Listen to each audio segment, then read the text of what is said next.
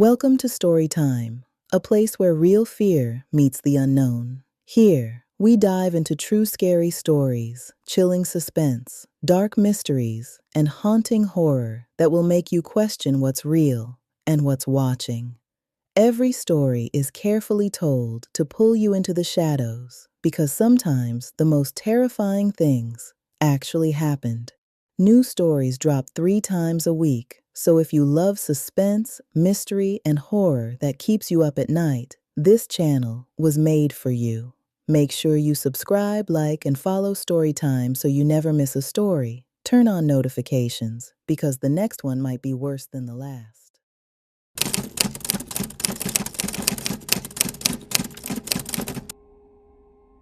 Most couples say their honeymoon is the happiest trip of their lives.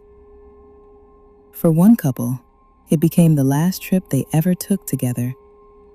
A tropical resort, a newly married couple, a quiet beach where no one was supposed to be watching, and a husband who came home alone. Stay locked in, because this honeymoon story gets darker the deeper you go. People imagine honeymoons as perfect.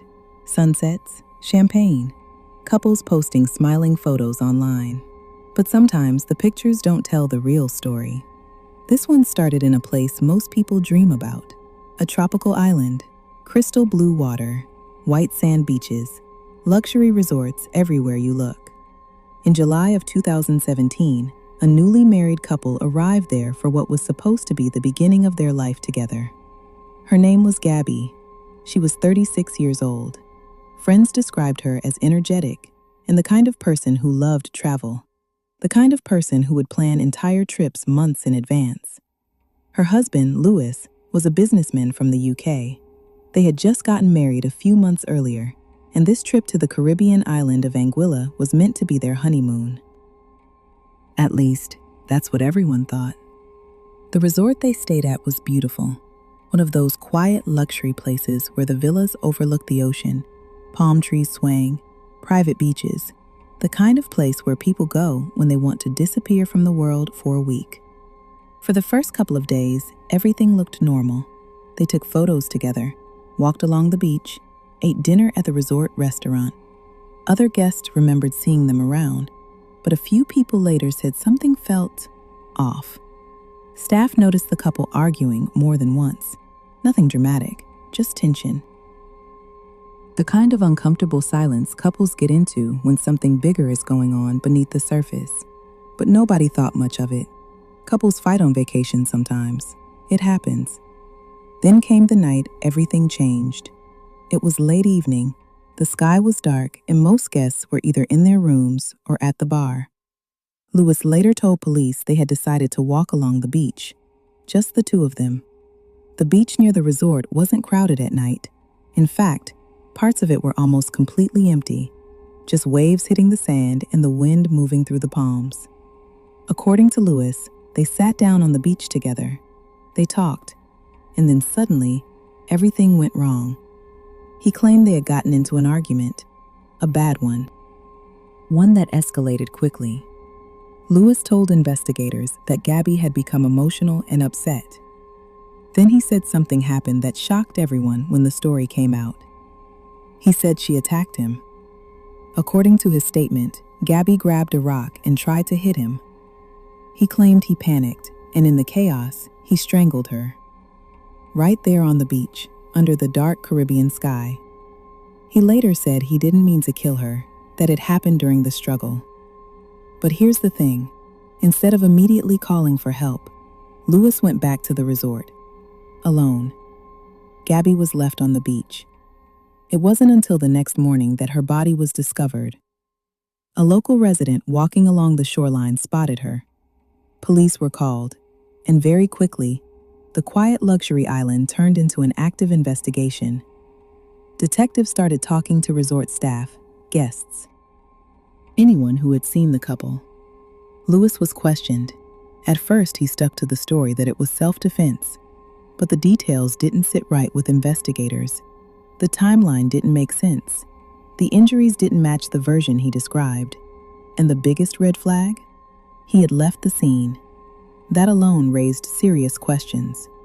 Police began digging deeper into the couple's relationship, and what they discovered painted a much darker picture. Friends later told reporters that the marriage had not been as happy as it seemed. There had been arguments, stress, and possible financial tension. Some even said the honeymoon itself might have been an attempt to fix things, to start fresh. But instead of bringing them closer, it may have pushed everything to the breaking point. Lewis was eventually arrested and charged. The case quickly became international news. People were shocked. A honeymoon, a luxury resort, a woman dead on the beach. It sounded like something out of a movie, except it was real. During the trial, prosecutors argued that this wasn't self-defense. They believed the argument had escalated into something much worse, something violent, and Gabby paid the price. Lewis maintained that he never intended to kill his wife, but the court didn't see it that way. He was ultimately convicted of manslaughter and sentenced to prison. Meanwhile, Gabby's family had to face a reality no one should ever experience. Their daughter had left for what was supposed to be a celebration of love, and she never came home. To this day, the case is still one of the most disturbing honeymoon crimes people talk about, because it reminds us of something uncomfortable. Sometimes the happiest photos are hiding the darkest stories, and sometimes the most beautiful places in the world become the scene of something unimaginable. So next time you see those perfect honeymoon pictures online, just remember, you never really know what's happening behind the camera. Stay locked in, because some vacations don't end the way anyone expects.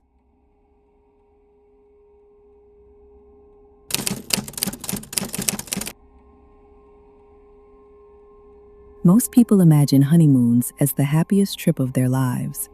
For Tina Watson, it became the last. Back in 2003, Tina and her new husband, Gabe Watson, had just gotten married in Alabama. Friends said Tina was excited for the honeymoon. She loved adventure, loved travel, and the couple had chosen somewhere incredible to celebrate, the Great Barrier Reef in Australia. If you've ever seen pictures of it, you already know why people travel halfway across the world to go there. Clear blue water, massive coral reefs, and some of the best scuba diving on Earth.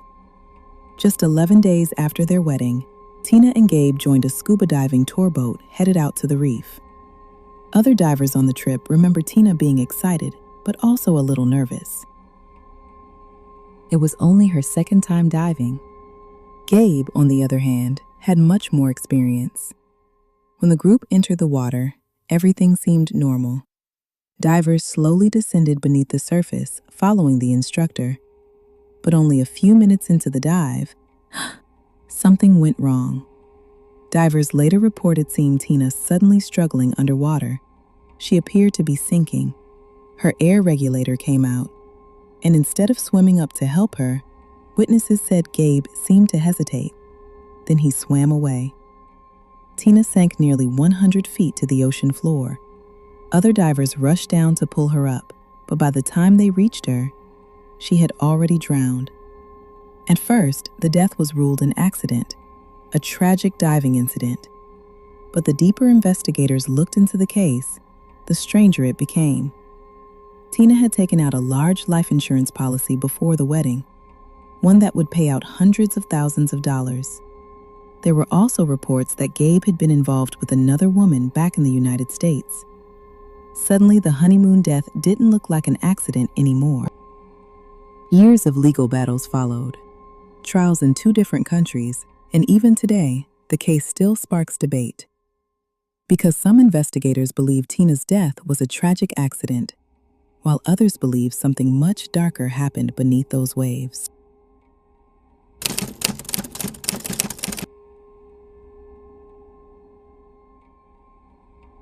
In 2010, newlyweds George Smith and Jennifer Hagel decided to celebrate their marriage in a big way.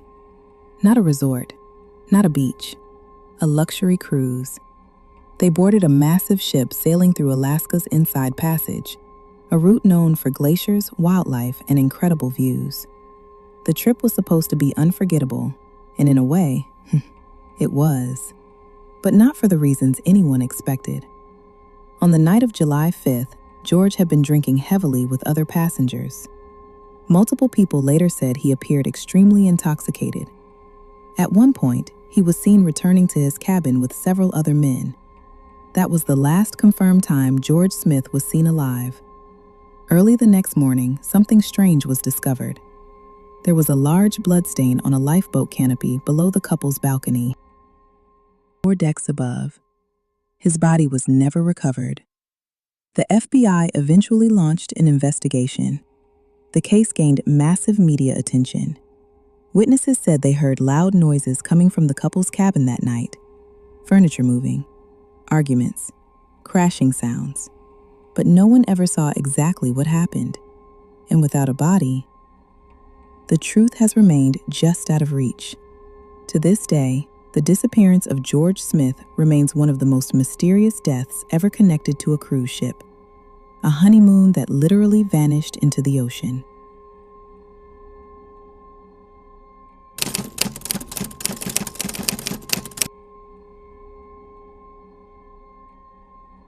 In 2018, newlyweds Bradley Dawson and Christe Chen traveled to Fiji for what should have been the trip of a lifetime.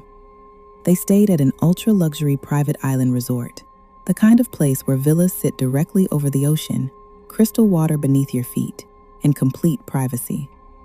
But according to resort staff, the couple began arguing shortly after they arrived. Guests nearby reported hearing raised voices coming from their villa late one night. The next morning, resort staff noticed something strange. The couple had missed breakfast, which was unusual because the resort required guests to confirm activities each morning. When staff went to check on them, they knocked several times. No answer.